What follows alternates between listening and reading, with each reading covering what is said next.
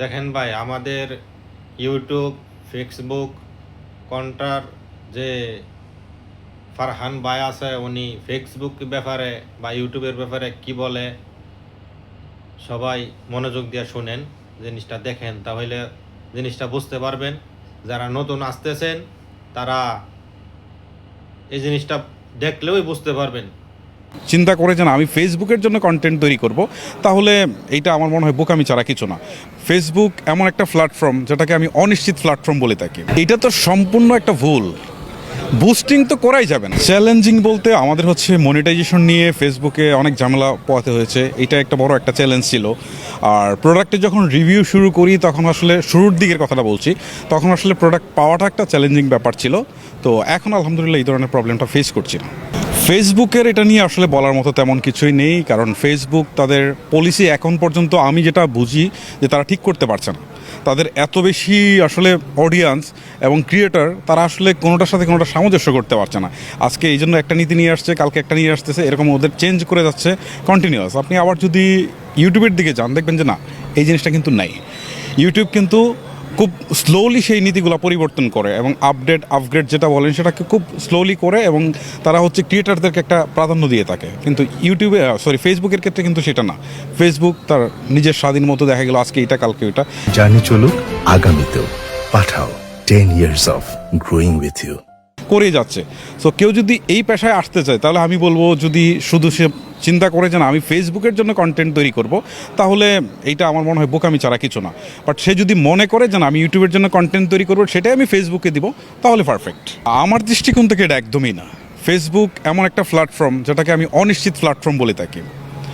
এইটা আপনি এসেছেন হঠাৎ করে, অনেক ভিউজ দিচ্ছে আপনাকে, অনেক ফলোয়ার্স দিচ্ছে, আপনি কন্টেন্ট মনিটাইজেশন পেয়েছেন, অনেক টাকাও ইনকাম করে ফেলতেছেন, আবার আপনার পেজটা যেতেও 2 মিনিট সময় লাগবে না। তো এই যে একটা অনিশ্চিত জিনিস, তো সেইটার জন্য আমি তো মোটেও ফেসবুককে কাউকে বলবো না যে আপনি যদি কন্টেন্ট ক্রিয়েশন করতে চান ফেসবুকে আসেন। আমি বলবো যদি আপনি কন্টেন্ট ক্রিয়েশন করতে চান তাহলে আপনি ইউটিউবের জন্য কন্টেন্ট তৈরি করেন, সেই কন্টেন্টটা আপনি ফেসবুকে আপলোড করেন। যদি এর টাকা ইনকাম হয় হলো, আর যদি আপনার পেজ চলে যায় গেল। একটা শ্রেণী আছে তারা এই কাজগুলো করে থাকে। তো ফেসবুকের তো বললাম যে এখনও স্টেবল না, ফেসবুকটা আসলে স্টেবল না।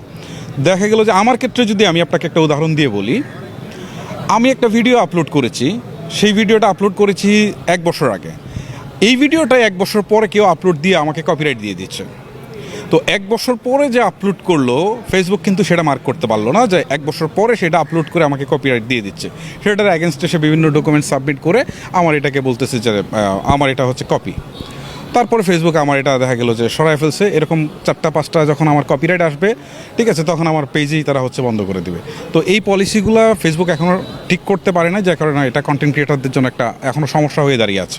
আমি বলবো যে বিজনেস আর যদি কন্টেন্ট ক্রিয়েশন দুইটা জিনিস পাশাপাশি আসে, তাহলে আমি বলবো যে যাদের আসলে ওই ধরনের চিন্তা চেতনা থাকে যে আমি কন্টেন্ট ক্রিয়েশনটা করব, এইটা আমার একটা পেশা হিসাবে আমি নিব, একটা ভালো মানের কন্টেন্ট তৈরি করব, সেটার জন্য আমি 6 বছর বলতেছি, মানে 6 মাস, 1 বছর বা 1.5 বছর, 2 বছর অপেক্ষা করব, আমার এটা আস্তে আস্তে করে গ্রো করুক, এক সময় আমি এটাতে অ্যাস্টাবলিশড হব। এরকম চিন্তা যদি কারো থাকে তাহলে আসতে পারে। আর কেউ যদি চিন্তা করে যান আমি শর্ট টাইমে অনেক কিছু করে ফেলবো, তাহলে এটা আসার দরকার নাই। এর চেয়ে অন্য কোনো বিজনেস বা অন্য কোনো পেশায় যাওয়াটা বেটার। এটা তো সম্পূর্ণ একটা ভুল। বুস্টিং তো করাই যাবে না। আপনি যদি একটা পোস্ট বুস্টিং করেন, তাহলে ফেসবুক ধরে নেয় যে এই ভদ্রলোক বিজনেস পারপাস এই পেজটা খুলেছে, তার পরবর্তীতে আপনার নর্মাল লিস্ট থেকে রিচ অনেক কমিয়ে দেয়। সো আপনি যদি চিন্তা করেন যে না আমি কন্টেন্ট ক্রিয়েশন থেকে টাকা আয় করবো, তাহলে পোস্টিংয়ের দিকে আপনার চিন্তা করাটাও ধরেন এক ধরনের বোকামি ছাড়া কিছু না। এই ক্ষেত্রে আপনাকে অবশ্যই অর্গানিক ভিউ নিয়ে আসতে হবে, যদি আপনাকে ফেসবুকের ভিউ থেকে টাকা ইনকাম করতে হয়। আর এক শ্রেণীর লোক আছে যারা হচ্ছে বিভিন্ন প্রোডাক্ট সেল করে, তাদের হিসাব হচ্ছে আলাদা, তারা পোস্টিং করবে, এটাই খুব স্বাভাবিক।